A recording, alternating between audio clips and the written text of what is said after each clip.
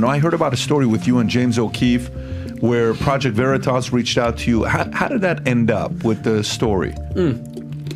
So James O'Keefe himself did not reach out to me. He was already gone, I guess, by that point. I didn't know anything about Project Veritas. I did see a momentary clip of them with with a previous story that they had, but I didn't know anything about them. I'm not a big politics guy. I don't know much about. I don't know. It's just not my thing. So I seen them just passing around the internet. But whatever the case is, they going back to what we were saying earlier.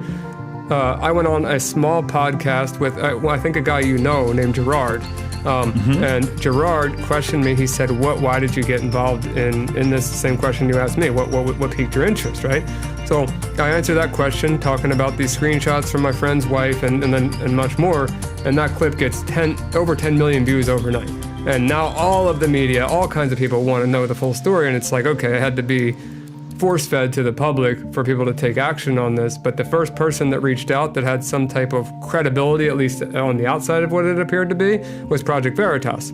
I didn't know anything about them. I just saw they had a lot of followers. So you've never heard of them before until they reach out to you? Right. Okay. Yeah, I mean, other than I remember their logo from a video, but that's it. Got it. I don't know any of their inner dynamics. You're not really a political guy. You're not in that world, where politics is something you're interested in. Not at all. Okay. Yeah. So I didn't even know who James O'Keefe was.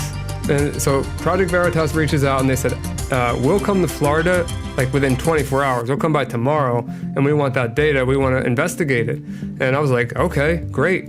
So Project Veritas jumps on a plane. They come to Florida. They take the data from me and they actually did commit to their word. So what happened is they grabbed the data. There was a lot of people on their team. I would say at least bare minimum, there was 6 working at all times, going through each user individually, identifying who they were, and then confronting these people in real life, showing up where they were at with cameras, confronting them from being on this website. And that was going incredible. I was like, okay, I finally have a group of people that are taking it seriously. These people are going to get exposed. They're going to prison. Like, this is awesome.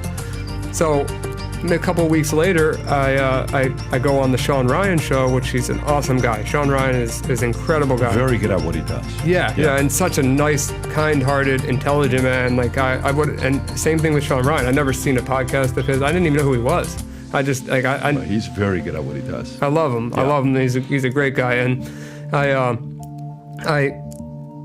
was willing to go on his podcast, but the way that it was structured was Project Veritas was going to do their release, which was catching one of the predators from that database, which they did. They released their first video, which it went okay for them, but not great because they were getting a lot of hate at the time for James O'Keefe. Sean Ryan then released early because he made an agreement with Project Veritas that they were going to have their second release after I went on the Sean Ryan show.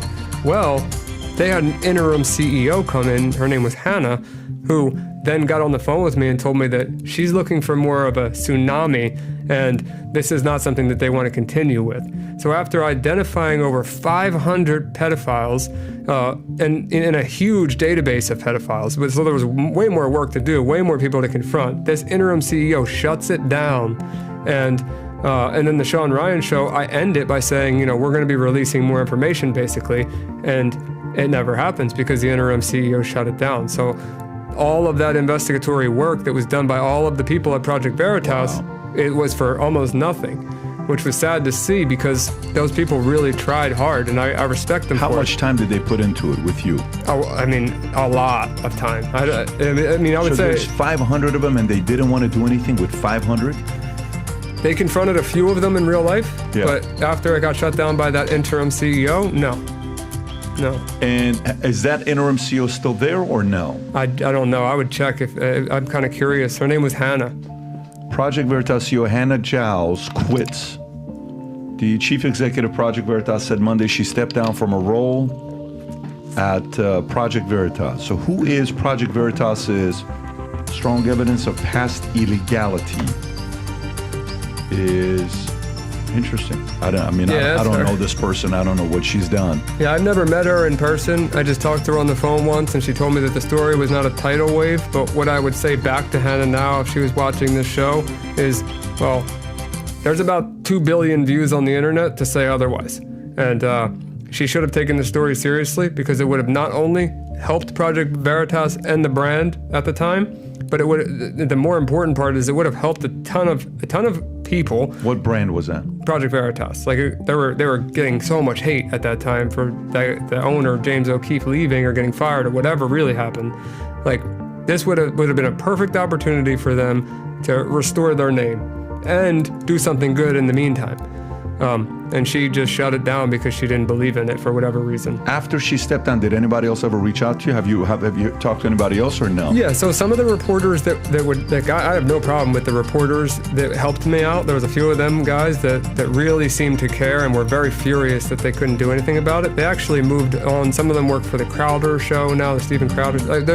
They've moved, they've kind of jumped all over the place, but them guys really cared about this project, especially when they saw how many children were on this site. Because remember, 4-year-old data approximately, some of these kids were 16 that we can now identify now. We see they're 18, 19, so they must have been children when they were members, and they were claiming to be kids at that time. So they were selling their bodies to adults for money on this website and much more.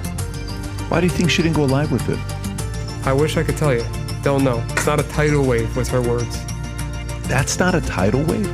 I mean, I don't understand why. I mean, Do you remember the exact time when she told you it's not a tidal wave? I wonder what the timeline was previous to her stepping down. Would you know the month? When did she step down? It's December of 23. December of 23. That would have been, so May 8th is when the Sean Ryan show released. I remember that because Penn Tester got a ton of traffic at that time. The Sean Ryan show being released, and then that thing blew up pretty quick. So it would have been right around that time. So it's 7 months later because December 11th when she stepped down. Yeah, something like that, yeah. Well, she's going to see this. No, Hannah, I don't get it, but it is what it is. That the situation is being handled regardless. It's not like it got thrown away.